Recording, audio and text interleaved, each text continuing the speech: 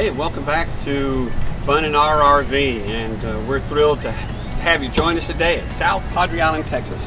This place is beautiful. It's grown so much and looks really nice, and it's really fun. I've been coming here most of my life, off and on. Haven't been here in like 10 years, and it has grown a lot in that time.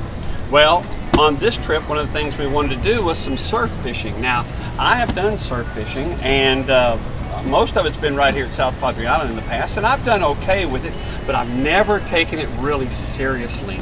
This time I'm going to, and that's partly because I'm going to clue you in on a YouTube video page that called Hey Skipper. And if you're interested in fishing, especially saltwater fishing, especially like surf fishing or something like that, or even maybe fishing off of piers and things, I highly recommend this guy and his wife, and see the stuff they do, especially when it comes to surf fishing. I am fired up about it.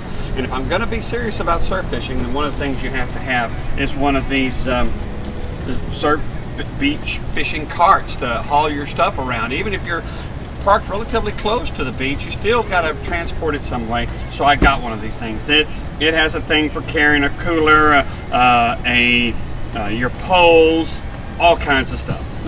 So anyway, we're going to put one together here today. This is a review of the Sea Striker Deluxe Pier surf cart.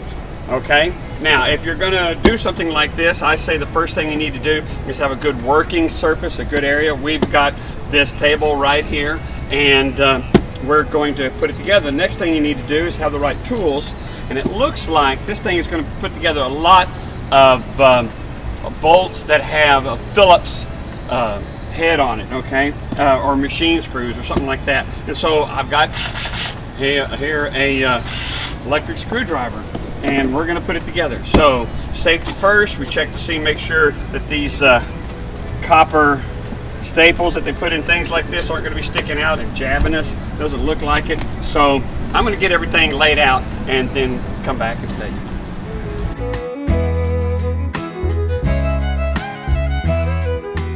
All right, the first thing they ask you to do is install these rod holders to the upper frame, and it shows them in the position that they're going to be, that is with this turned the other way.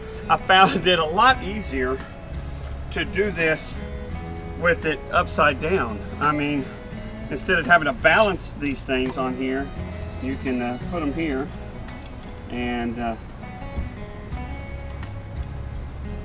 they pretty much just stay wherever you put them.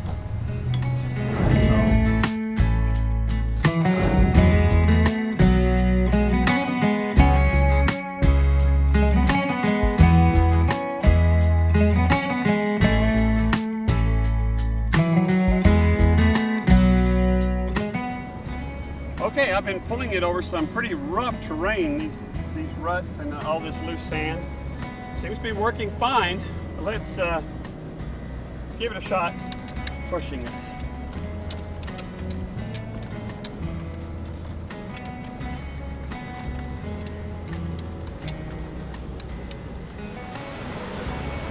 All right, I've given it a pretty hard test here.